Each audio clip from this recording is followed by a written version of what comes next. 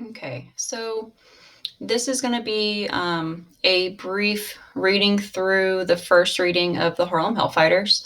This is for those of you who want to review or have comments on your assignment. There were quite a few students who forgot to just put what the reasons the people of color had or what additional reasons they had. Um, in the argument for that. So we'll go through that a little bit more in detail. And this is also for the students who haven't had the opportunity to go through and do this assignment yet. So we're going to go through it kind of together, and hopefully this will help some of you guys get caught up. So I'm just going to go through it kind of quickly and hit the main points so you guys can do the essential question, which is why was enlisting in World War I so important, and what were some additional reasons that people of color would have enlisted, and the argument for whether or not there were additional reasons. So I'm just going to go through and read some of this to you. So it says, they used to call it the Great War. So this was during the time period. So as this war unfolded, people called it the Great War, mainly because the technology was so deadly and people were dying at such an extreme rate. It was also expansive. This war took place on many different continents. So, that World War comes from the fact that it was literally worldwide in regards to who was involved in the fighting. So they say here, I don't know why it would be called that, because what's so great about it, they used to also call it the war to end all wars, because people thought because it was so deadly that they would never ever go through this again. Um, it says the world just have come to its senses and make sure that we never fought another one again, because like I said, it was so devastating. People died at such a fast pace. And they say that would have been a good story had this been the war to end all wars, that this was it, that no more conflicts were to be fought. But of course, it's no longer called the Great War. Now it's called World War I, because it was followed by World War II in the late 1930s and early 1940s. So here it's, showing some different languages. So here's France. It dragged in countries and empires from all around the world, countries smaller than the smallest US state, empires so big to never see the sunset. And none of them came out the other side unscathed. So everybody who sent soldiers to this war suffered losses. There was also famine, disease, and genocide took place even during World War I. I know World War II is often when we discuss things like genocide because of the Holocaust, but it also happened during World War I. The Armenian genocide happened as they got pushed into a desert area without any food or means of survival. So I think we talk about that again in another assignment, so I'll cover it more there. So here they're talking about the different languages that are going on, and it says over 16 million people is what they think now that died during World War I. So he breaks it down to what that looks like, and he says that would be like 10,000 people died every day for 4 years, if you divide it that way. So he also said that that's like a small town disappearing off the map every day for 4 years. So, that's a really devastating amount of loss in a very short amount of time. And here they're talking about the policies within the United States, because we did not enter the war until 1917 and it ends in 1918. So, we kind of caught the tail end. We were trying to stay out of the conflict as long as we could. One of the reasons that we got pulled in was because Germany sent a telegram to Mexico and was trying to get Mexico to invade the United States and create a conflict with us.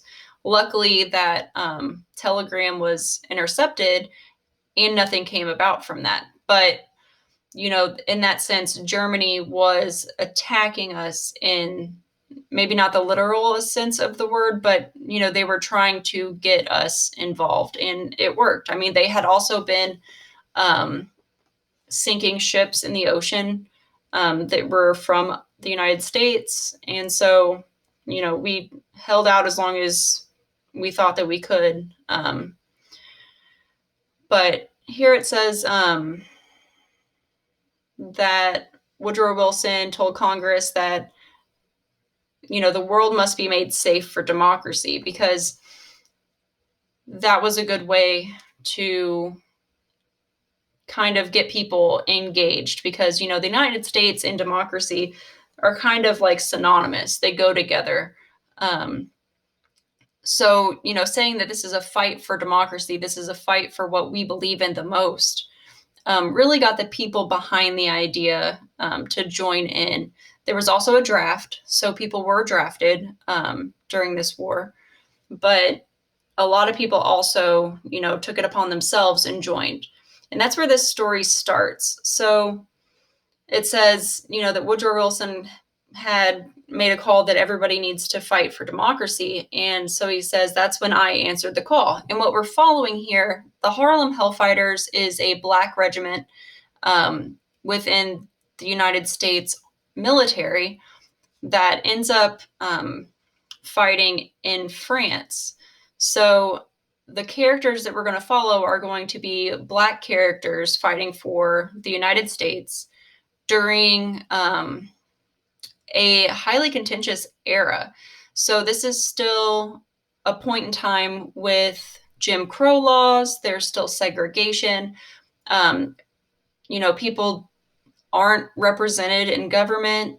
There's unequal access to many aspects of society for people of color.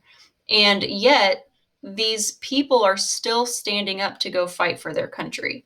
So, one of the key questions that we're trying to answer while reading through this excerpt is, what would prompt these people to decide to go fight for their country, a country where they aren't technically as free as everyone else? They're still fighting for freedom. They're still fighting for equality. And they surely aren't experiencing any type of equity in society.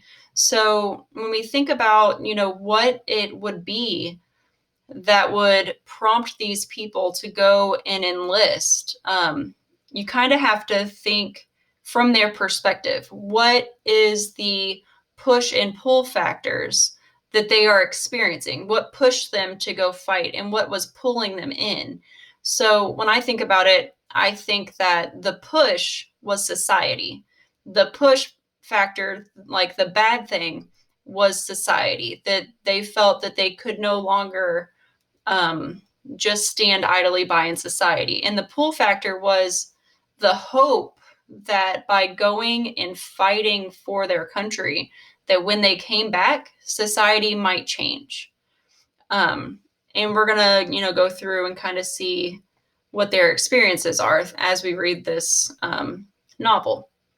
So he talks about how he's from Harlem, and we've learned a little bit about like the Harlem Renaissance, which hasn't technically started yet. But with the Great Migration underway, there were a lot more people of color in the North than there had been. He talks about how it feels like a foreign area, even though he's from there. Eventually, he says that, doing something so big can really make you feel small. Here they're talking about how diverse the people coming to enlist in this colored unit really were. The African diaspora, the movement of people from Africa, is extremely diverse. There's a ton of languages within Africa. And then also, there's different religious backgrounds, different skin tones, different beliefs. There's people who are enlisting from the islands, or, some come from the South, some come from, New York. There's all kinds of backgrounds. And it says they have every background in class. So, some of these people are going to be more wealthy than others. He talks about some of them are from Senegal, I think. But, people sometimes have a hard time with that concept of, how diverse Africa really is. So here's a character who is from the West Indies, and he came to enlist and fight for the United States. And he talks about how he's not even a citizen for the United States because he couldn't even get his citizenship for another 10 years, but he's going to enlist and fight. So, that kind of goes back to that. Well, what are they fighting for? And they're fighting for their own type of freedom, not just to maintain what, democracy looks like, but they want to have access to that democracy as well. So, this is just like a conflict here. And here we see a Black officer. So that kind of struck everybody as strange because people of color weren't, prior to this moment, able to get into that type of role.